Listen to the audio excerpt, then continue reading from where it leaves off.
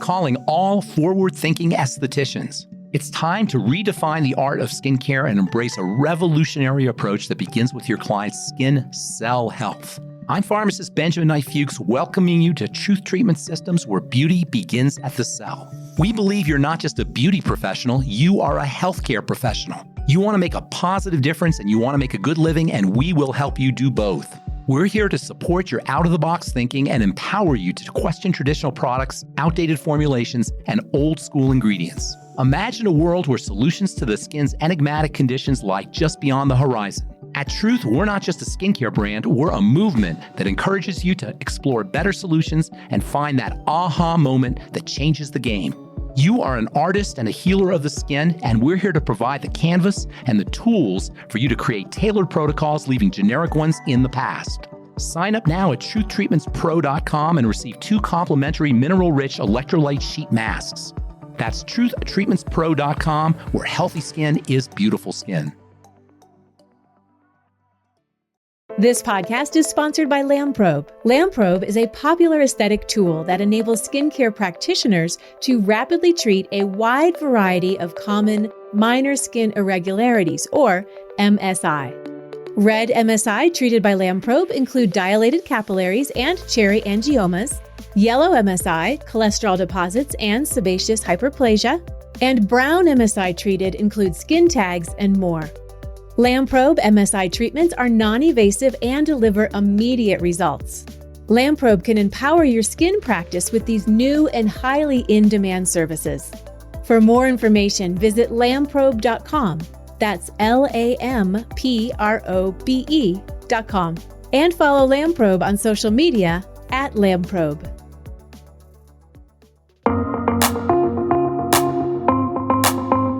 Hello and welcome to ASCP and the Rogue Pharmacist with Benjamin Fuchs. In each episode, we will explore how internal and external factors can impact the skin. I'm Maggie Stasek, ASCP's Education Program Manager, and joining me is Ben Fuchs, skincare formulator and pharmacist. Hey, Ben. Hey, Maggie. Good to see you. Good to see you. Acne is such a buzzword, and a lot of estheticians choose to specialize in this condition, but there are a lot of skin conditions out there that look like acne but aren't. That's great. Let's talk about it. Yeah, that's a really, really great point. And acne is more than a buzzword. Oh my God, it could be psychologically debilitating. It could affect people for their entire lives. And you raise such a good point, because we tend to think that every time you have zits or blemishes, boom, it's acne. And I suppose technically you could call it acne, but not distinguishing different areas of the face and different biochemical causes of the breakouts really keeps us from being able to treat these conditions effectively. So the 2 major kinds of acne, or acne-like lesions, let's say, are androgenic acne. Those are the acne lesions that appear in the T-zone. And then what I like to call immune-related acne, and that's acne that's on the cheeks, where you have a lot of lymphatic vessels and a lot of immunity. And that's the kind of acne that is related to foods and digestion. And the problem with not distinguishing these 2 different types of acne is when people, sometimes healthcare professionals, doctors, dermatologists, estheticians, see lesions on the face, they tend to treat them all the same. So these immune-related blemishes or immune-related rashes, which tend to be rashy, macular versus papular, kind of dispersed. There's pimples usually in there, but mostly it's kind of inflammation and rashiness. That tends to get treated the same way as androgenic acne, which is to say things that dry up the skin, benzoyl peroxide, retinoic acid, alcohol-based toners. What ends up happening is you end up with a big red mess, because it's not really a condition caused by androgens, that is, male hormones. Women make male hormones as well. Androgenic acne along the T-zone area is a confluence of 3 factors. Number 1, hypersebaceous secretions, lots of sebum. Number 2, hyperkeratosis, lots of keratinocyte division and lots of keratin protein. And number 3, bacteria. Those are the 3 factors that make up androgenic acne. First, the skin cells proliferate. Keratin is deposited in the follicles, causing blockages. Sebum is secreted in excess, causing blemishes or causing pimples, and then bacteria come and eat the sebum, and then you end up with a classic zit. That doesn't happen with the kind of acne that appears on the cheeks. The kind of acne that appears on the cheeks and sometimes on the chin and the jawline is related to foods and digestion. Until you control the food and digestive issues, specifically SIBO, small intestinal bacterial overgrowth, leaky gut, food allergies, and food intolerances, they all kind of combine together.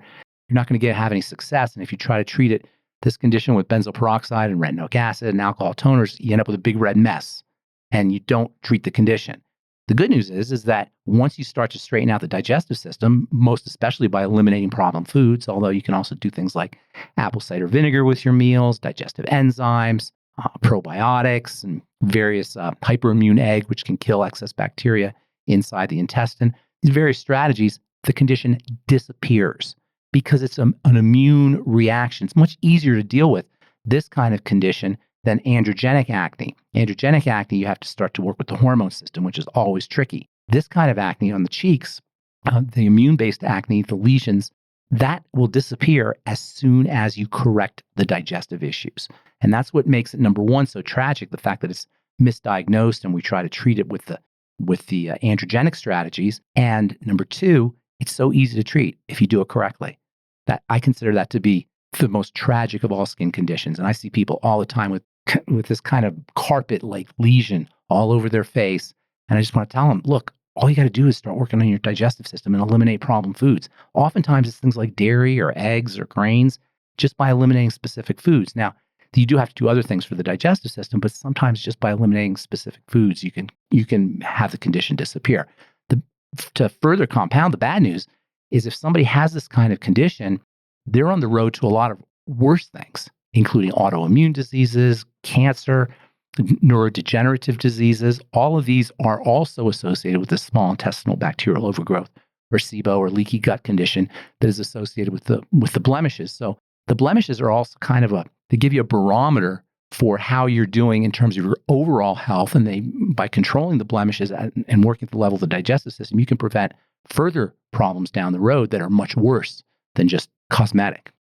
And is it possible too that somebody could actually be dealing with rosacea, let's say? Rosacea is related. Absolutely. Rosacea is oftentimes, it's definitely related. Rosacea is also a food condition.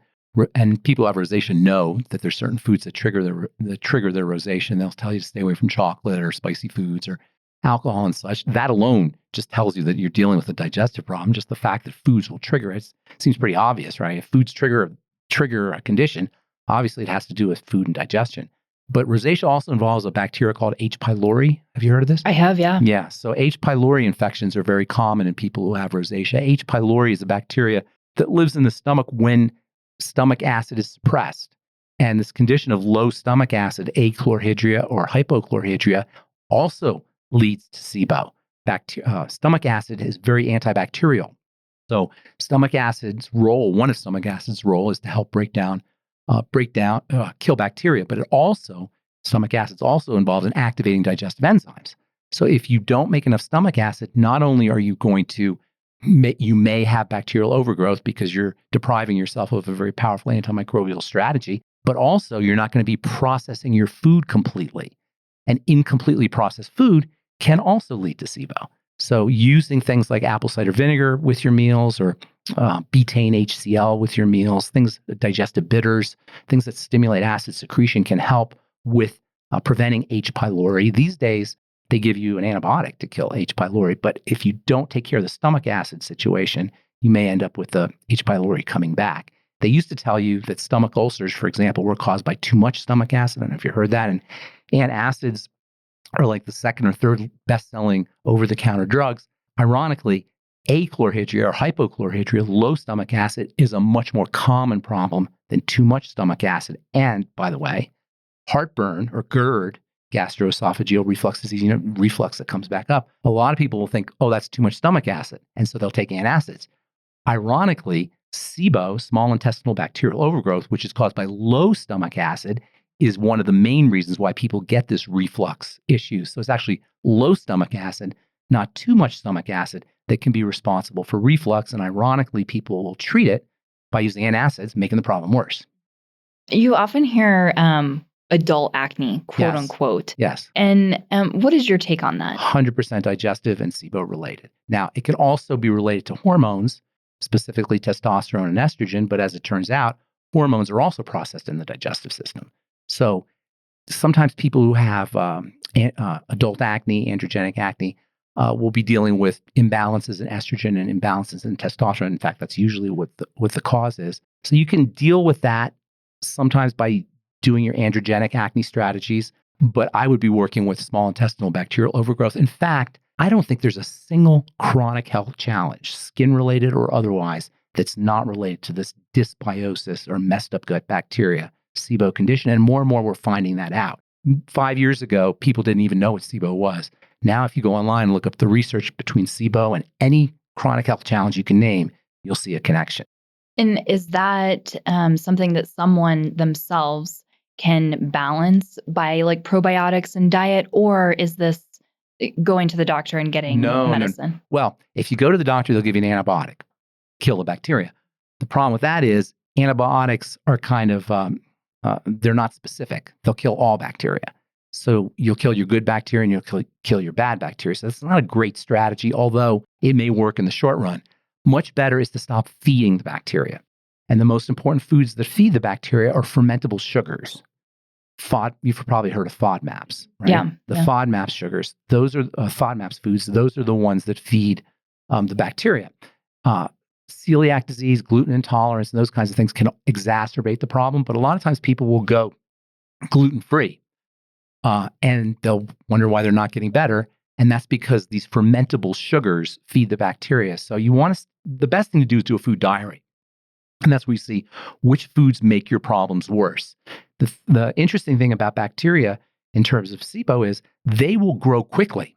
So you'll feel if you eat the wrong food, you'll know it pretty quickly. In fact, the test for SIBO is a breath test where they give you sugar to drink, a sugar solution, and then they measure the gases that come out of your mouth. They measure the gases that you emit. So it really doesn't take very long for the bacteria to start proliferating once food gets into the intestine. So you'll know it pretty quickly, and that's why food diary is really the best way to go.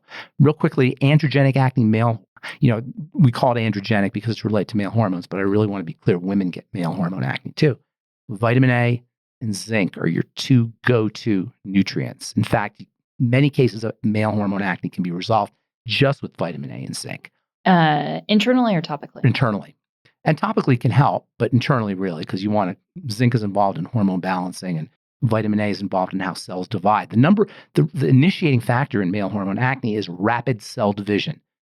The keratinocytes, the skin cells, are like all cells, they divide. And as they're dividing, they're maturing and growing in a process called differentiation. So as they're rising from the bottom to the top, from the basal layer to the stratum corneum, they're taking on different shapes. And each shape that they take on is very important in the sense that they'll feed back to the bottom and say, hey, stop growing. We already have enough cells here. When you have acne, that signal is missed. And so the cells keep proliferating. And that's the initiating factor in male hormone acne is rapid division, overgrowth of keratinocytes, and oversecretion of keratin causing the plugs. And that's the first thing that happens. The second thing that happens is sebaceous secretions, excess sebaceous secretions, and then causing an oil plug and then bacteria. But the first factor is differentiation of the keratinocytes and rapid secretion and excess secretion of keratin. So vitamin A controls that, and that's the first thing to do. Now, vitamin A and zinc is also involved in testosterone in metabolism, and excess testosterone is one of the stimulus for keratinocyte division. So controlling testosterone and controlling, stabilizing differentiation, the growth of cells, those are your two main strategies. But sebaceous secretions can also be increased by sugar and insulin. And insulin will upregulate sebum. So keeping your sugars down is also important for your acne, androgenic acne patient. And in fact, a lot of times, back in the old days, when I was in pharmacy school, we used to call acne skin diabetes. And we would use anti-diabetic medicine for treating acne. In fact, until probably until the middle of the 1960s, early 1970s, that was the main treatment for acne was diabetic medicine, anti-diabetic medicine. So keeping your sugar down and also using supplements like chromium, vanadium, vitamin B1, vitamin B3. These are selenium. These are nutrients that help stabilize sugar, and those can also be helpful for male hormone acne. And they're just good supplements to use anyway. That concludes our show for today. We thank you for listening, but if you just can't get enough of Ben Fuchs, the ASCP's Rogue Pharmacist, you can find him at truthtreatments.com. For more information on this episode or for ways to connect with Ben Fuchs or to learn more about ASCP, check out the show notes.